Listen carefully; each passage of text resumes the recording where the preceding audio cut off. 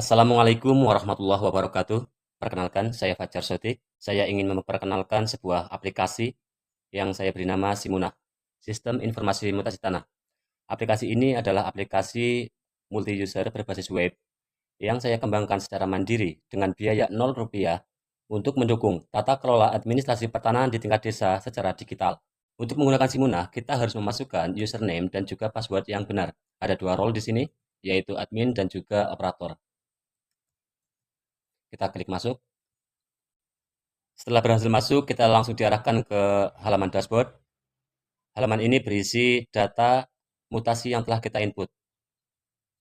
Selain dashboard, kita juga memiliki beberapa menu antara lain input data baru, kemudian laporan dan grafik, lalu peta desa, kemudian cetak laporan, dan juga ekspor Excel.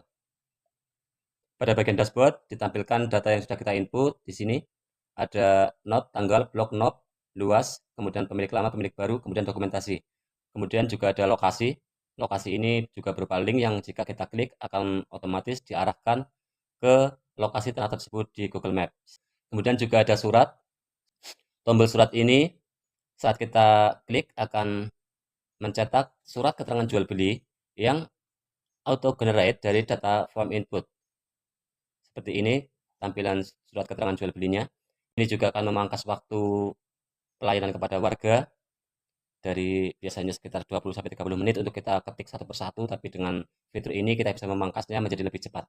Lalu kita akan buka input data baru. Isinya adalah semua hal tentang mutasi yang sekiranya nantinya akan mudah bagi kita dalam mencari historis dari tanah tersebut.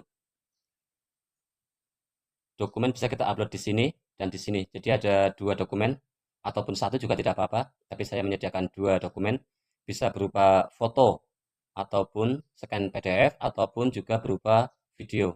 Jadi ketika dokumentasi itu berupa audio visual, tentu juga ini akan lebih menguatkan di masa yang akan datang jika terjadi hal-hal yang tidak diinginkan atas proses mutasi tanah tersebut. Untuk lokasi, kita tidak harus mengetik secara manual koordinatnya, tapi kita tinggal klik pada maps ini. Kita bisa klik pada peta, atau kita geser, ataupun kita bisa gunakan ambil lokasi sekarang. Jika kita berada di kondisi lapangan menggunakan handphone, ini akan sangat membantu. Dan latitude dan juga longitude otomatis akan terisi dari posisi kita meletakkan marker ini. Kita batalkan saja. Salah satu fitur utama dari aplikasi Simunah ini adalah adanya peta desa. Peta desa ini adalah peta spasial dengan sekitar 2.985 bidang tanah di Desa Tepakiang yang sudah saya petakan lengkap dengan deskripsi atau keterangan dari tanah tersebut. Ketika kita klik bidang tanah, maka muncul pop-up untuk menampilkan deskripsi atau keterangan dari tanah tersebut. Perhatikan pada luas bidang. Di sini ada luas versi SPPT, kemudian ada luas versi sertifikat hak pakai atau sertifikat hak milik karena ini tanah desa, ini adalah sertifikat hak pakai. Kemudian juga ada luas secara geometri 1,14 hektar bisa dilihat di sini. Kemudian ada edit deskripsi, edit bentuk, dan hapus. Ini semua adalah admin only. Jadi hanya admin yang bisa melakukan pembaruan data di peta ini. Dan ketika admin melakukan pembaruan data atau update data, maka ketika user masuk melalui mode operator juga otomatis dilakukan update. Jadi peta ini bukan peta statis yang sudah jadi ya sudah, tapi peta ini selalu berkembang karena tanah itu dinamis sehingga perlu dilakukan update jika terjadi mutasi, entah itu penggabungan ataupun pemecahan. Hanya admin yang ada menu ini. Menu ini adalah ini untuk menambahkan poligon baru atau bidang baru, kemudian ukur jarak. Ini di mode operator juga ada, barangkali dibutuhkan untuk mengukur jarak.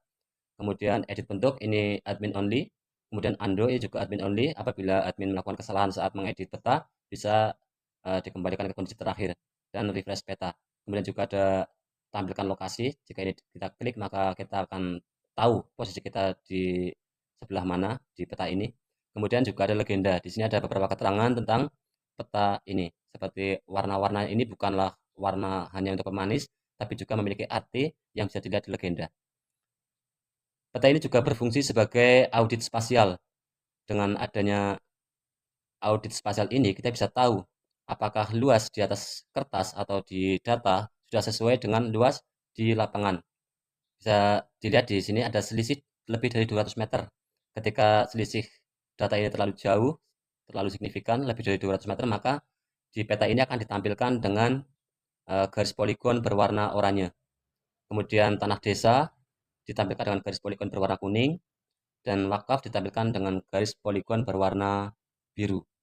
Kalau untuk mengetahui luas tertentu, kita bisa klik pada tampilkan luas, maka pada setiap bidang akan muncul dua versi luas, yaitu versi data dan juga versi geometri. Kalau kita tampilkan semua akan sangat penuh. Nah, seperti inilah tampilannya kalau kita tampilkan semua luasnya secara berdampingan. Kita sembunyikan saja luasnya. Kita hanya klik pada bagian yang kita butuhkan. Kita barangkali kita bisa contohkan, kita tambahkan bidang tanah. Misalnya di sini kita tambahkan poligon baru atau bidang baru, kita gambar di sini seperti biasa. Kita klik selesai. Kemudian kita klik pada kategori poligon, lalu kita berikan nama bidang. Misalnya kita berikan nama blok 20 nomor 100. Di sini kita isikan saja misalnya SPPT atas nama Selamat. Kita contoh saja ya, kita klik simpan.